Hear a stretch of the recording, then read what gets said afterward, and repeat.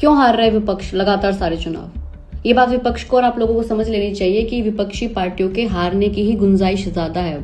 किसी भी जगह जो सरकार है वो लोगों के खाते में पैसा डाल रही है, मॉडल कोड ऑफ कंडक्ट लागू है तब भी लोगों के खाते में पैसा आ रहा है, पहले चरण के चुनाव के बाद भी आ रहा है।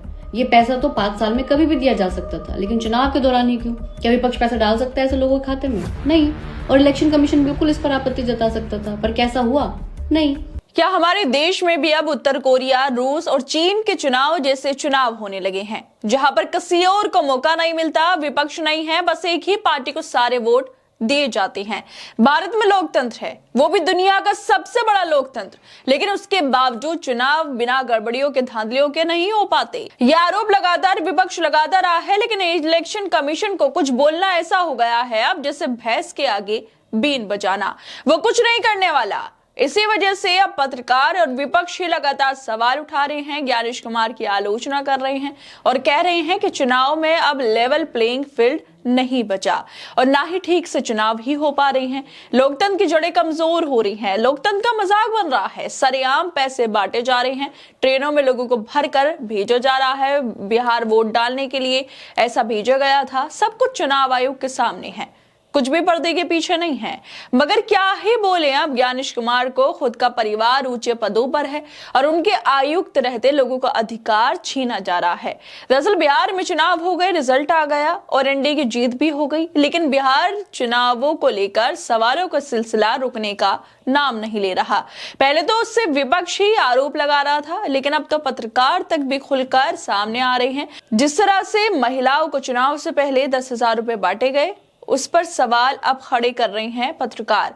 बीबीसी के वरिष्ठ पत्रकार सर्वप्रिया सांगवान कहती हैं कि क्यों हार रहा है विपक्ष लगातार सारे चुनाव। ये बात आप लोगों को और विपक्ष को समझ लेनी चाहिए कि विपक्षी पार्टियों की हारने की ही गुंजाइश सबसे ज्यादा है। इसके साथ ही कांग्रेस नेता दिग्विजय सिंह ने भी दावा किया है कि बिहार विधानसभा चुनाव के नतीजे उत्तर कोरिया, रूस और चीन के चुनाव जैसे हैं, जहां सारे वोट एक ही पार्टी को जाते हैं। बिहार विधानसभा चुनाव में एनडीए ने कांग्रेस, राजद और बाकी दलों के महागठबंधन को करारी शिकस्त दी और 243 विधानसभा सीटों में से 200 से ज्यादा अपने नाम कर ली। कांग्रेस को 10 भी सीटें नहीं मिल पाई। इसी को लेकर अब दिग्विजय सिंह का बयान भी सामने आ गया। उन्होंने मीडिया वालों से बात करते हुए कहा, जो नतीजे आए हैं ये उत्तर कोरिया, चीन और रूस के चुनाव जैसे हैं, जहां सभी वोट एक ही पार्टी को जाते हैं। उन्होंने कहा 62 लाख नाम हटाए गए और 20 लाख नाम जोड़े गए। निर्वाचन आयोग ने ये साफ नहीं किया किसके नाम हटाए गए और किसके जोड़े गए। उन्होंने कहा मेरे वोट की गिनती होनी चाहिए, मुझे एक रसीद मिलनी चाहिए जिससे पता चले कि मेरा वोट कहां गया। दुनिया में जहां भी ईवीएम का इस्तेमाल होता है वहां बटन दबाने के बाद एक रसीद दी जाती है। ये निर्वाचन आयोग की जिम्मेदारी है कि लोगों का ईवीएम पर भरोसा हो। इसके साथ ही जब उनसे सवाल पूछा गया कि क्या महिलाओं को 10,000 रुपए देने वाली मुख्यमंत्री महिला रोजगार योजना बिहार चुनाव में एक नया मुद्दा बनी, इस पर कांग्रेस नेता ने कहा ये पैसा किसका है? ये जनता का पैसा है। आप एक हाथ से जनता से पैसे लेते हैं और दूसरे हाथ से उसे वापस कर देते हैं। विपक्ष तो ये मुद्दा उठा ही रहा है, लेकिन बीबीसी के वरिष्ठ पत्रकार सर्वप्रिया सांगवान ने भी एक वीडियो को साझा करते हुए बहुत बड़ी और गहरी बात कह दी। वो कहती हैं कि क्यों विपक्ष चुनाव हार रहा है, सारे चुनाव जो है वो विपक्ष क्यों हार रहा है। ये बात आप लोगों को और विपक्ष को जरूर समझनी चाहिए कि विपक्षी पार्टियों के हारने की ज्यादा गुंजाइश है। हमारी आंखों के सामने ही देश में एक ऐसा मजबूत सिस्टम तैयार हो गया, उसको तोड़ना किसी के बस की बात नहीं। लेवल प्लेइंग फील्ड नहीं है।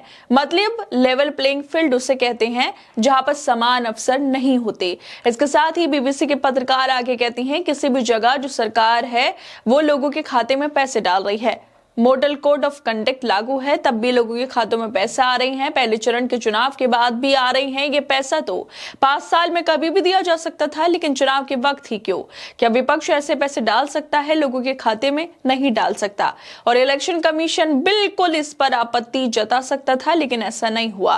फिर चुनाव में खर्च होने वाला पैसा जिसकी कोई सीमा नहीं है, ये इन्हीं सब राजनीतिक पार्टियों ने ही रूल बनाए हैं और चलते रहने दिए गए। एक पार्टी को कितना भी चंदा लेने का अधिकार है, ना वो आरटीआई के दायरे में आता है।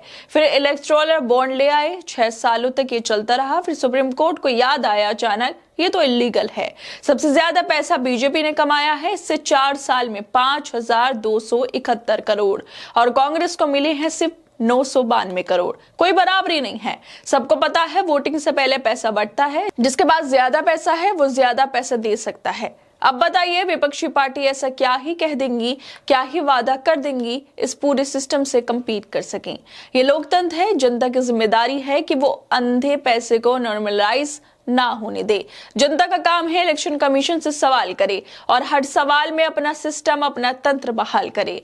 जनता को अपने अधिकारों के लिए खड़ा होना बेहद जरूरी है ताकि लोकतंत्र बचा रहे, लोकतंत्र का मजाक ना बने, लोगों के अधिकारों का मजाक ना बने, उनके वोट किसी और पार्टी को ना जाए, जिसको वो वोट दे रहे हैं उसको ही वोट जाए। और ये सब काम जनता ही कर सकती है, कोई और नहीं कर सकता। इसी वजह से जनता को अपने अधिकारों के लिए खड़ा होना बेहद जरूरी है। और एक लोकतांत्रिक देश में जो सरकारें चलती हैं, सिस्टम चलते हैं, वो लोगों से चलते हैं। लोकतांत्रिक देश में लोकतंत्र का मतलब ही होता है लोगों का शासन।